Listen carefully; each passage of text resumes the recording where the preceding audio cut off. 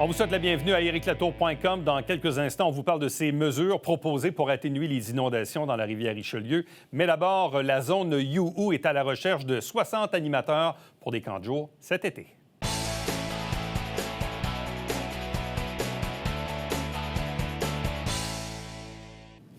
Actuellement, il y a plusieurs entreprises ou organisations qui recherchent du personnel ou du personnel étudiant pour des mandats temporaires, pour des mandats en prévision de l'été prochain. C'est quand même frappant parce que dans la région, en ce moment, on a la route de Champlain qui opère les bateaux électriques qui recherche une quarantaine de personnes. On a la ville de Saint-Jean elle-même qui recherche à peu près 150 animateurs. Là, on a le camp You qui, à son tour également, recherche 60 animateurs pour ces camps d'été. Frédéric Lanoux est avec nous. Bonjour et bienvenue. Comment ça va? C'est plutôt à moi de te demander. Est-ce que vos recherches vont bien? Comme dirait Renaud Lavoie, unbelievable. Qu'on soit ici en studio, en personne, c'est le fun. Ça va bien, ça va bien. Écoute, 60 personnes, oui, au Richelieu, directement, mais au Québec, c'est plus de 350 là, qu'on cherche. Là. C'est incroyable, pareil. Oui, des animateurs de camp de jour, évidemment, pour la zone You, puis des sauveteurs. Beaucoup de sauveteurs, sauveteurs national, croix de bronze, pour les piscines, les bassins, les plages qu'on a en gestion déléguée. Donc, c'est beaucoup de monde, beaucoup d'étudiants. Fait qu'on commence. Le mois de mars, c'est vraiment synonyme de recrutement. La relâche est finie, c'est là qu'on s'en va. Bon, si on prend, disons, on fait ça en 2 temps, avant la pandémie, été 2019 et moins. Oui. Comment ça se gérait chez vous, le recrutement, l'embauche? Est-ce que c'était relativement, peut-être pas facile, mais bref, ça allait bien ou... C'était quoi le topo à cette époque-là? Bien, en réalité, je veux pas dire que c'est difficile. En 2022, on dit difficile. Oui, comme le premier ministre. Oui, comme le premier ministre. C'est pas difficile, mais c'est juste que maintenant, on met plus d'efforts en marketing, en promotion qu'en 2019 pour recruter des animateurs. Avant ça, on mettait beaucoup d'argent en promotion pour recruter des clients. Maintenant, on fait l'inverse. On recrute des employés plus que des clients. En 2019, honnêtement, je ne sais pas où ils sont passés tous, ces étudiants-là. Il y a aussi une guerre au niveau des tarifs. Le salaire minimum n'arrête pas d'augmenter. Encore 7 cette année, au 1er mai, va augmenter. Donc, nous, on ajuste, évidemment, nos employés sont payés plus que le salaire minimum, mais on ajuste toujours à la hausse. Donc, ça fait en sorte que le coût pour un camp de jour, par exemple, n'arrête pas d'augmenter. Puis dans le Haut-Richelieu, on gère quand même plusieurs camps de jour. On a Mont-Saint-Grégoire, Sainte-Brigitte, Venise en Québec, Henryville, évidemment Saint-Jean, le camp qu'on connaît, mais ça fait en sorte que je pense qu'il y a une rareté de main-d'œuvre parce qu'il y a une indépendance qui s'est créée pour les étudiants. Ils peuvent travailler à peu près n'importe où. Donc, c'est ça qui est différent de l'époque d'avant 2019. Je pense. Bon, dans les 2 derniers étés, comment avez-vous réussi à opérer vos différents camps à l'été 2020 puis à l'été 2021? 2020 est complètement différent parce que 2020, c'était COVID. Vraiment, c'était un vrai été COVID. Donc, dans la majorité de nos camps de jour, on avait beaucoup moins d'accueil, capacité d'accueil. Donc, les ratios sont restés les mêmes. Exemple, on dit un ratio de 1 animateur pour 12 enfants. Bien, en 2020, bien, on avait moins d'enfants parce qu'on avait moins de place. Les restrictions COVID, les normes sanitaires nous imposaient moins de pieds carrés par personne. Donc, un camp de 300, on accueillait 150 enfants. On n'a pas eu vraiment beaucoup de difficultés en 2020 au niveau du recrutement dans les camps de jour. 2021, c'est revenu pratiquement à la normale au niveau de la capacité d'accueil. Encore certaines normes sanitaires qui étaient imposées, mais moins strictes qu'elles étaient en 2020. Parce qu'en 2020, on se rappelle, on ne savait pas trop à quoi qu'on avait affaire. C'était quoi cette bébite-là? Ouais. En 2021, on était plus à l'aise. Puis là, en 2022, je pense que ça va être un vrai retour à la normale comme 2019. C'est pour ça qu'on se prend d'avance. Avez-vous quand même une bonne rétention de la part de vos employés des années précédentes qui reviennent année après année? Bien, la réponse, c'est oui. La réponse est oui, mais c'est encore très difficile de garder les animateurs plus. Avant ça, on a un animateur qui pouvait 5-6 ans en moyenne. Oui. Aujourd'hui, ils en font 3. Okay. Ils vont essayer d'autres choses. Ils essaient des trucs parce que là, ils sont aux études. Mais c'est ça, ils essaient avant de tomber dans leur vrai travail, ils essaient des choses. Ils voyagent énormément, nos étudiants, aujourd'hui. Ils vont voir le monde. Ils partent à la fin de leurs études. Ils s'en vont au mois de mai, ceux qui sont universitaires, faire le tour de l'Amérique du Sud, un mois de temps en sac à dos. Ils reviennent. On voit ça beaucoup plus qu'avant. Puis, même durant l'été, ils demandent une semaine ou deux de vacances pour pouvoir voyager. Fait que c'est une nouvelle réalité depuis 4, 5, 6 ans. Parce que, il y a 4-5 ans, je faisais ce genre d'entrevue-là, soit avec les gens de la ville ou avec d'autres organisations. Puis, tu sais, on me disait, je sais pas, mais la ville, une centaine d'animateurs. Puis, à chaque année, il avait besoin de 15 nouveaux. Oui. Parce qu'il y en avait à peu près 80-85 qui revenaient pendant 5, 6, 7 ans, des fois même. Mais là, de ce que je comprends aujourd'hui, le topo a changé parce que les jeunes veulent essayer différentes affaires. Ils ont peut-être un autre emploi aussi qu'ils ont durant l'année puis qu'ils conservent durant l'été. Toujours. Ça, c'est une réalité. C'est correct aussi. Puis nous, on n'empêche pas un étudiant d'avoir 2 travails. C'est sûr que le job d'animateur de camp de jour, c'est exigeant. Ils sont fatigués à la fin de la journée. Ouais. C'est difficile. Tu entends ton nom de camp crier dans ta tête. C'est difficile, même physiquement. Fait que nous autres, le taux de rétention, là, on était quand même assez chanceux à You. On va chercher du 70 %. OK. Mais là, depuis l'année passée, 2021, j'ai remarqué une baisse. Là. On va aller chercher du 50 peut-être. Bon, C'est plus là, difficile. tu dis, vous offrez plus que le salaire minimum. Oui. Si parfois un jeune dit, ouais, mais là, moi, mes parents, ils s'en vont 2 semaines à la fin juillet, puis j'aimerais bien ça y aller avec eux autres, est-ce que vous me prenez pareil? Bien, la réponse est souvent non, mais de plus en plus, on va dire oui. Parce qu'il n'est pas tout seul dans cette situation-là. Fait qu'on fait souvent des rotations. Des rotations ou le jeune qui dit, moi, je veux prendre 2 semaines de vacances cet été, mais souvent, il y a une habilité particulière, ce jeune-là. Ce que ça fait, c'est qu'on peut l'engager comme spécialiste. Exemple, le jeune, c'est un joueur de tennis, il est bon au tennis. Eh bien, toi, tu vas venir donner la semaine tennis. Puis nous, étant donné qu'à You, on a plusieurs municipalités, on parle de 18 cet été, 18 municipalités différentes. On a la chance d'avoir ces jeunes-là qui ont une aptitude, une spécialité dans un sport, dans un art, en chant, en danse, pour pouvoir se promener puis aller donner des camps dans sa spécialité. Fait que lui, à ce moment-là, il y a plus d'options de prendre des vacances. Au niveau de l'horaire. Ça se peut, ça. Mais oui. sinon, c'est un job de quoi? De 2, de 3 mois? Nous autres, en réalité, l'été elle-même a 8 semaines, des fois 9 dans certains cas. Ça, c'est avec les enfants, en présence enfant. On donne toujours une semaine complète de formation, donc une 10e semaine. Puis, on a aussi de l'accueil de groupes scolaires. Donc, l'universitaire puis le cégepien, qui termine au mois de mai, bien, peut travailler en accueil de groupes scolaires. C'est-à-dire les écoles qui viennent en visite scolaire au Collège militaire ou à Marcelin-Champagnat, où on a aussi un site en Estrie, à Ayerscliff, là, sur le bord du lac Massawippi. Fait que là, les écoles viennent nous visiter. Fait que nos étudiants travaillent, se font les dents avec les étudiants des écoles. Puis quand l'été commence, cette année, le 27 juin, bien là, ils sont prêts, là. Bon, là, dis-moi, on dit qu'il y a plusieurs formations qui sont offertes gratuitement, dont le diplôme d'aptitude aux fonctions d'animateur. Ouais, le DAFA. Le DAFA, c'est... C'est quoi ça? Le DAFA, c'est une formation nationale maintenant. En réalité, c'est un dérivé du BAFA, le brevet d'aptitude aux fonctions d'animateur, qui est français. On a entré ça ici avec l'Association des camps, sur lequel je suis sur le conseil d'administration de l'Association des camps du Québec. Donc, l'Association des camps du Québec a adapté donc le BAFA pour devenir le DAFA pour le diplôme depuis quelques années déjà. Et là, c'est de plus en plus reconnu. Nous autres, c'est une exigence que l'animateur obtienne son DAFA et on le donne gratuitement à nos employés. Ceux qui ne l'ont pas, puis c'est une formation qui est bonne à vie. C'est vraiment technique d'animation, créativité, gestion de groupe, psychologie de l'enfance. Bon. Ça a quelle valeur dans un CV, ça, même pour un employeur potentiel après, là? Écoute, les écoles, les directions d'école, j'ai beaucoup d'amis qui sont directeurs d'école, reconnaissent les animateurs de camp de jour parce qu'eux autres sont capables de gérer un groupe. Tu sais, la pédagogie, souvent à l'université, ils font des stages dans les classes, tout ça. Mais d'avoir géré des enfants, donc le diplôme d'aptitude aux fonctions d'animateur, mais aussi l'expérience en camp, l'expérience auprès d'enfants. Puis des fois, il y a des expériences auprès d'enfants accompagnés avec des besoins particuliers qui n'est pas évidente. Fait que jouer avec ces enfants-là développe énormément de réflexes qui sont applicables quand tu travailles avec soit le public ou des enfants. Fait que tous les domaines d'éducation ou tous les domaines publics, c'est utile pour eux d'avoir fait du camp de jour. Et des formations aussi en premiers soins? Formation en premiers soins aussi qu'on donne encore là gratuitement. Nous, nos employés sont formés de A à Z pour arriver. Puis ensuite de ça, on a des formations maison que nous, on adapte. Parce que le DAFA est très bien, c'est même excellent. Nous, on l'adapte, on pimpe en bon français la formation pour les politiques locales, la façon de faire, nos habitudes, nos traditions de camp. Parce qu'il y a une vie de camp. Tu sais, à You, on a une vie de camp qui existe depuis 25 ans, presque bientôt. Fait qu'on on est content de ça. Puis on est fiers de notre équipe.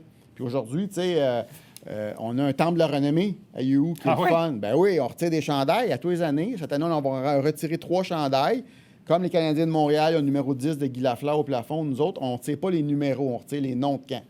Donc, cette année, on va retirer Pichou, on va retirer Flamme. Donc, tu ne pourras plus jamais t'appeler Pichou et on va retirer Bodé. Bodé, il n'y aura plus jamais de Bodé à You. Tu sais, fait que c'est ça. C'est ça qui est le fun, c'est cool. Puis les anciens reviennent dans ces parties de retraite chandail-là. C'est bien le fun. Quand on regarde ça, quand même, avec le recul, c'est assez impressionnant, le nombre d'années d'existence du groupe de Misa, de la zone You. Là, vous êtes dans 18 municipalités. Ça, c'est pour le camp de jour. C'est pour le camp de jour, là. Oui. Imagine. Puis là, bon, on dit, là, vous en cherchez une 60aine pour la région ici. Au total, c'est 300 animateurs. Oui. Ouais. C'est rendu gros, là. C'est une grosse affaire. Oui, Demisa, en réalité, on l'a éclaté. Demisa, qui est une entreprise familiale à la base. Puis maintenant, c'est seulement Dominique Brasseur et moi. On est seulement 2 qui sommes restés de l'origine de Demisa. Isabelle Brasseur, la patineuse, nous a vendu ses parts en 2018. Donc, Dominique et moi, on a fait éclater un peu la compagnie en 3 départements, donc les centres sportifs, l'aquatique et l'animation. Puis l'animation s'appelle You. Les gens de Saint-Jean connaissent beaucoup You, là, les camps You, mais on en a 18 au Québec. Puis des piscines, des bassins, des plages, des centres aquatiques, une centaine, là, en Ontario et au Québec. On a le centre aquatique de Tremblant, Ironman, on gère ça au complet. Et le camp de jour de Tremblant. Fait que les loisirs à Tremblant, là, c'est le groupe de Misa. Puis on a une division maintenant, une compagnie sœur qui s'appelle Vivaction, qui s'occupe aussi de la gestion de centres sportifs. Puis on ouvre un gros centre aquatique à Belleuil, le centre Océania. C'est un centre aquatique intérieur, sur le bord de la Vin, là, des glissades d'eau intérieures, piscine à surf, piscine à vagues. Ce qui fait que total, là, je comprends qu'il y a du temps partiel là-dedans, mais vous embauchez combien de personnes dans une année? Ah, une année, c'est énorme, là. Une année, probablement qu'en 2022, on va être au-dessus de 600 employés. Mais tu sais, là-dessus, il y a beaucoup de pigistes, beaucoup de saisonniers, d'étudiants. Nous autres, c'est... à partir de maintenant, là, le mois de mars, là, c'est ressources humaines 101. Moi, 85 de mon travail, c'est de gérer des ressources humaines. Mais on a une belle équipe de permanents. Puis on a une équipe de fidèles pigistes et animateurs qui reviennent année en année parce que c'est un beau trip de vie. Puis c'est ce que je vends aux jeunes.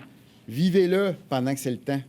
Donc, si parfois vos jeunes ne savent pas trop quoi faire de leur été qui vient, bien, sachez que la zone You à la recherche de pas mal d'animateurs dans la région. Bref, contactez les gens ici présents. Merci beaucoup. Merci. Salut. Bye. Reste avec nous. On vous revient tout de suite après ceci.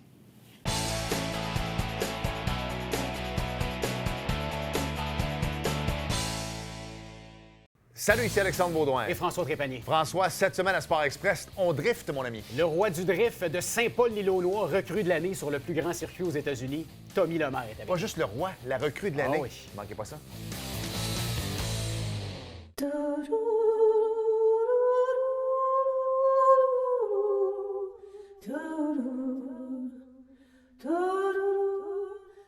Coulisses Bêta, jeudi, 19h. Mesdames et messieurs, bon matin et bienvenue à votre télébingo sur les ondes de télévision du Haut-Richelieu. Vous aimeriez jouer au bingo dans le confort de votre foyer? C'est possible. Tous les dimanches matins, 9h30, à la télévision du Haut-Richelieu, maintenant en haute définition au 609. Pour vous procurer les livrets du télébingo, c'est facile. Consultez la liste de nos 30 dépositaires au www.tvhr9.com.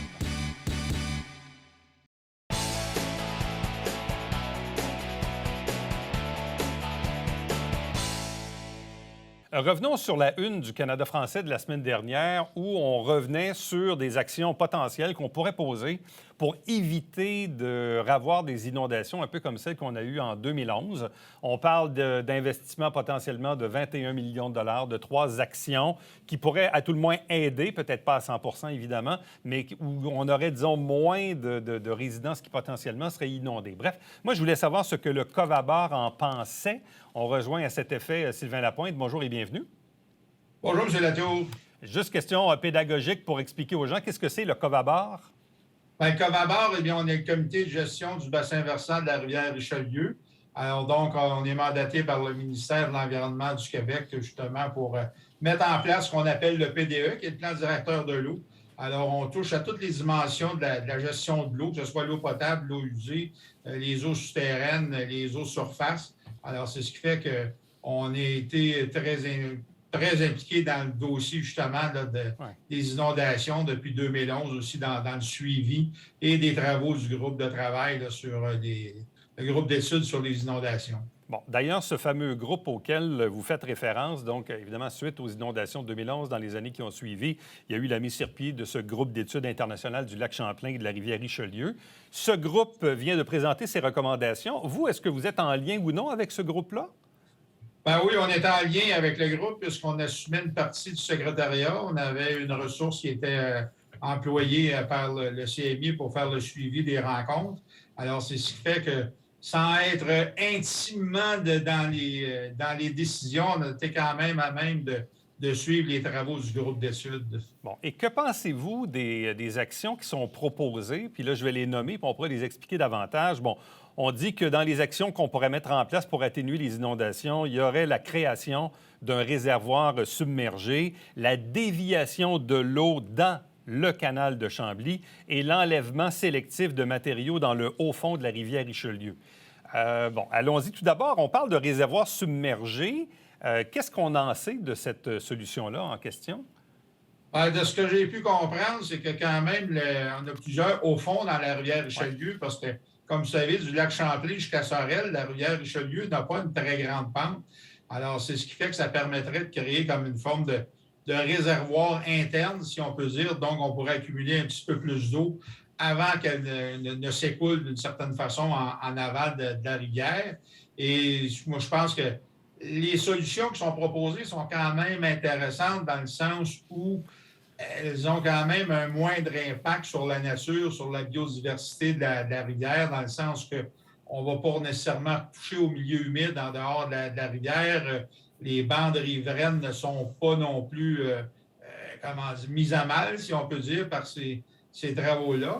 Alors, c'est ce qui fait qu'à l'intérieur, puis compte tenu de la hauteur où on vise faire cette forme de réservoir interne-là, c'est quand même assez rocheux. Il n'y a pas nécessairement une présence, comment je pourrais dire, de biodiversité qui... C'est sûr que la biodiversité, il y en a dans toute la rivière, puis on cherche à la protéger, mais cette dimension-là de la rivière est un petit peu plus rocheuse, un petit peu plus rocailleuse, puisque une partie de la rivière a aussi été, d'une certaine façon, transformée par des actions humaines avec le temps dans cette portion-là.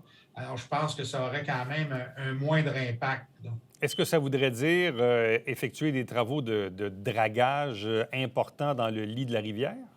Bien, de ce que j'ai compris, ça semble pas du dragage comme tel, mais on pourrait, d'une certaine façon, enlever certains éléments, justement, parce qu'on peut voir certaines grosses pierres, etc., qui ont été amenées là par le temps.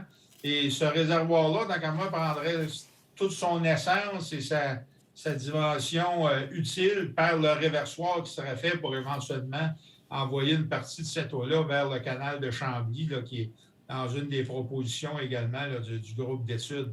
Parce que le canal, d'une certaine façon, n'est pas utilisé l'hiver dans les périodes de crue, n'est pas encore ouvert. Alors, on a quand même une belle opportunité d'éventuellement évacuer de l'eau qui ferait en sorte aussi d'avoir un impact là, en amont de la rivière. Bon, on faisait référence aussi à deux choses intéressantes. Bon, on le sait, pendant nombre d'années, il y avait de la pêche aux anguilles dans le Richelieu, en face des Frères Maristes, là, en face de l'école secondaire Marcelin-Champagnat.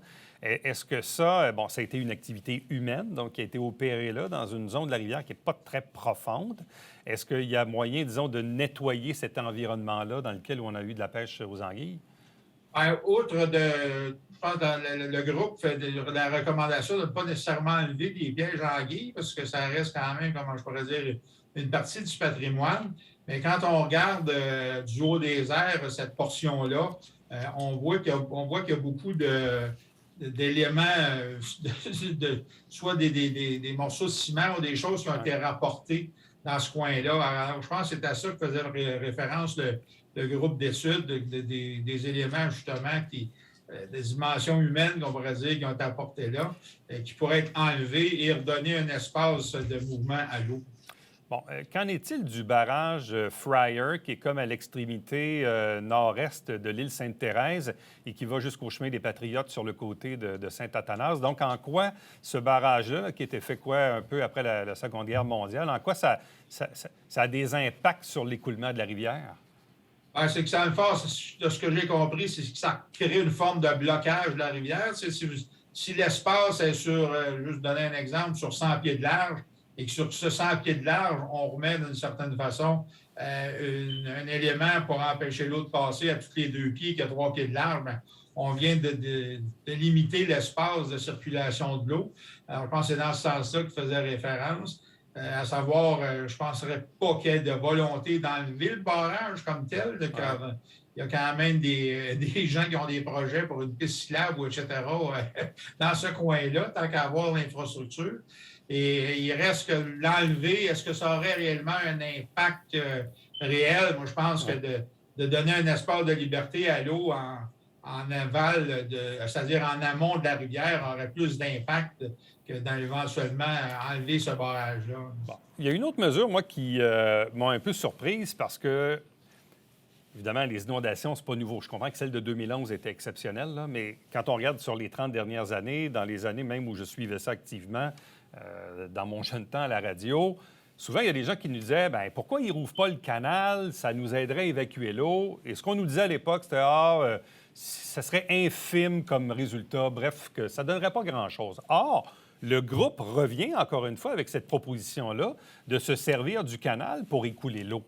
Donc, est-ce qu'on en sait plus sur les résultats potentiels de cette action-là? Je pense qu'il y a eu quand même plusieurs modèles d'études qui ont été faites, plusieurs modèles hydrographiques qui ont été faits par le groupe d'études qui leur permettent d'évaluer le volume d'eau qui pourrait être évacué par le canal.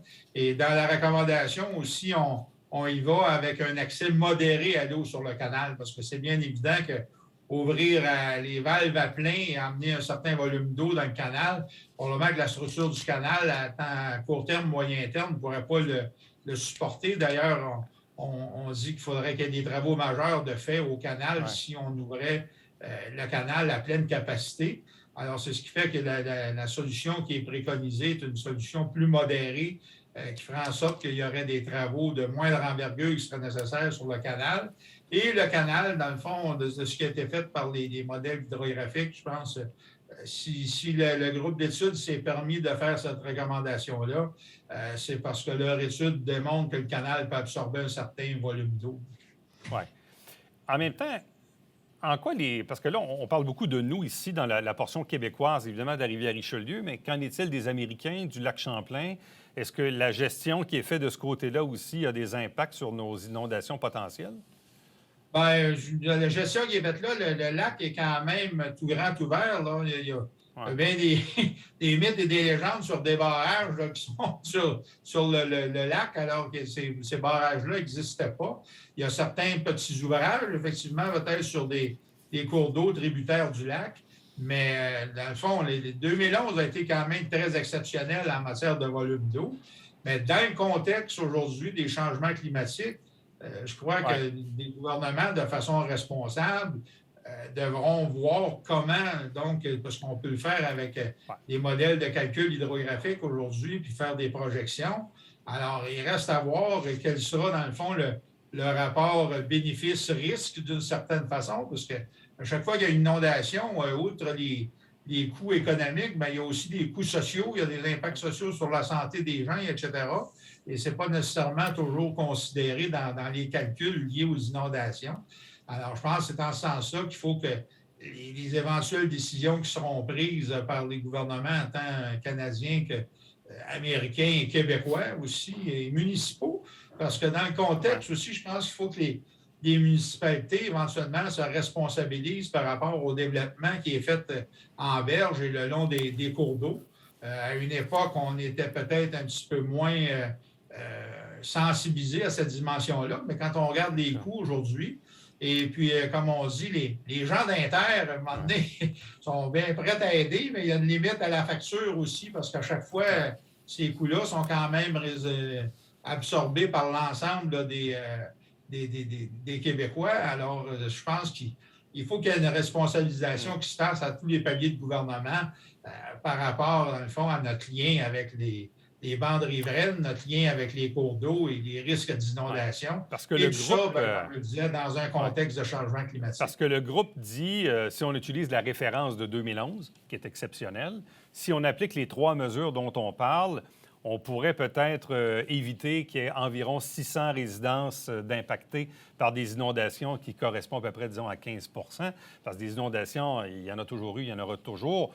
Il y a des zones, évidemment, plus propices. On parle beaucoup de la rivière Richelieu dans le secteur ici, mais même probablement à l'île Goyer, à Carignan, puis un peu plus haut aussi sur le Richelieu jusqu'à Sorel, il y a des zones qui sont également inondées. Bien, il y a des zones, oui, mais d'une certaine façon, par rapport à la pente de la rivière, quand on passe vers l'œil, les risques d'inondation sont moindres puisque on pourrait dire l'escarpement de la rivière est plus grand. Alors donc, c'est ce qu'il faudrait. Si Belleuil un jour serait inondé, je vais vous avouer, il y aurait de l'eau en aval, en amont pas mal. Bien, il n'en reste pas moins que des dommages. Bien, il y en a eu quand même jusqu'à Richelieu par le volume de l'eau parce que il y a une partie des petites îles à hauteur du parc Fortier à Richelieu qui se sont justement érodées. Et c'est quand même un site là, de prédilection pour la reproduction du saumon du saumon. C'est un bel avenir. Du chevalier cuivré. Ouais, c'est ça. Alors donc, c'est ce qui fait qu'il y a aussi des impacts au niveau de la biodiversité puis au niveau quand même de la nature et son environnement. Alors, je pense que c'est tous ces éléments-là qui feront à quelque part, qui devraient justifier, tant qu'à moi, les investissements de nos gouvernements. Sylvain Lapointe du Covabar, merci beaucoup. Merci, M. Latour. Au plaisir. Reste avec nous, on vous revient après ceci.